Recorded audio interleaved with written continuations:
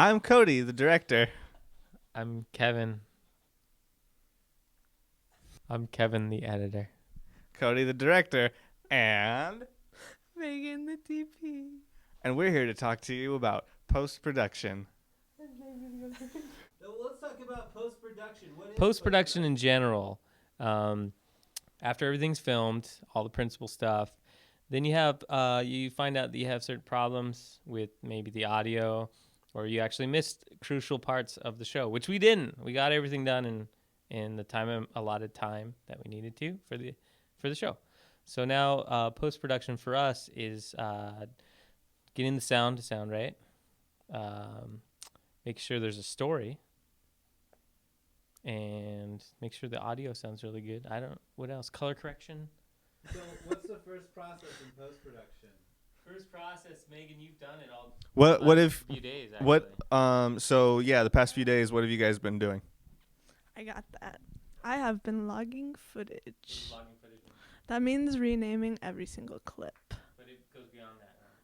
Beyond Kind that. of looking at what clips work and which ones don't. Yeah, I've deleted some. Making mental notes. You're trying to tell a story through video and sound and trying to make it as seamless as possible, even though it's not seamless. There's seams everywhere. After editing,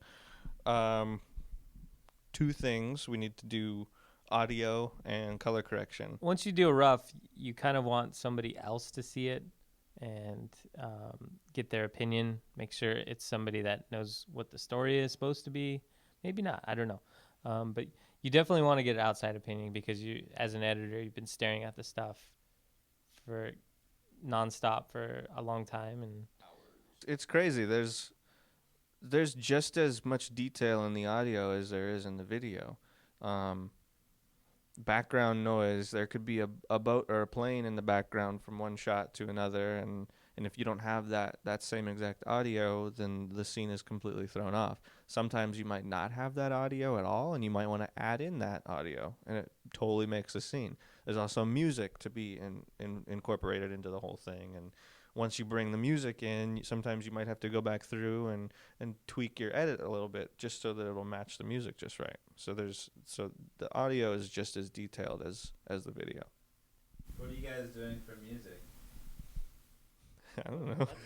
To musically capture the essence of the city that we're shooting in, because San Diego is such a unique place. You want your whatever it is that you're making to look a certain way, and if the color of it looks off, then that will throw off the whole emotionality of the entire show or film or whatever it is you're doing. For example, when you watch The Matrix, it's all very green, and they're in the Matrix.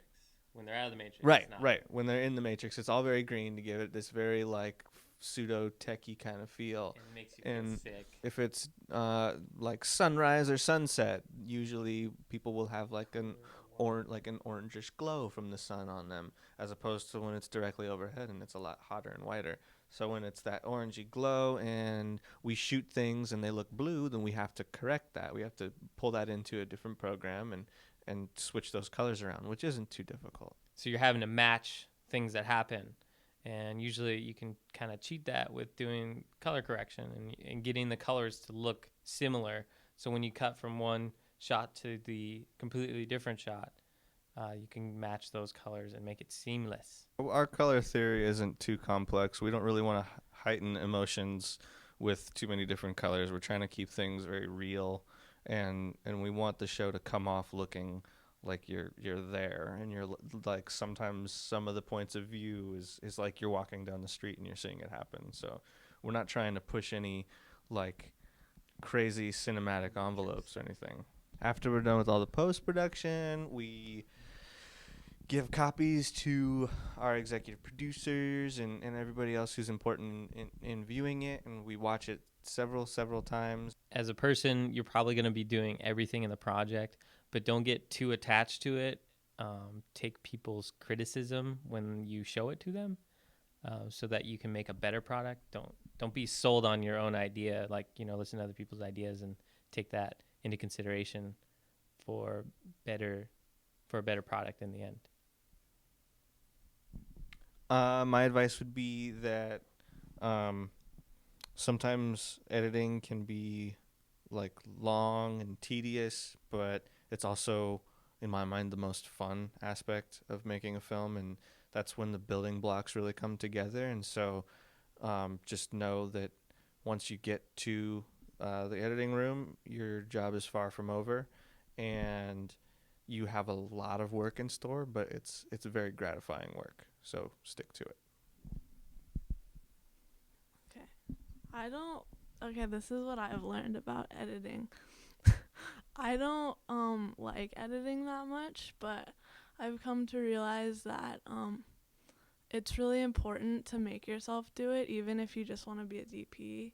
And your favorite part is like being on set and shooting, because having a mastery of all aspects of production can help you in your area of focus. So even if you hate editing, make yourself do it, because it will really help you in any other aspect that you like of production. Goodbye from studios in San Marcos, NAS Studios. Bye.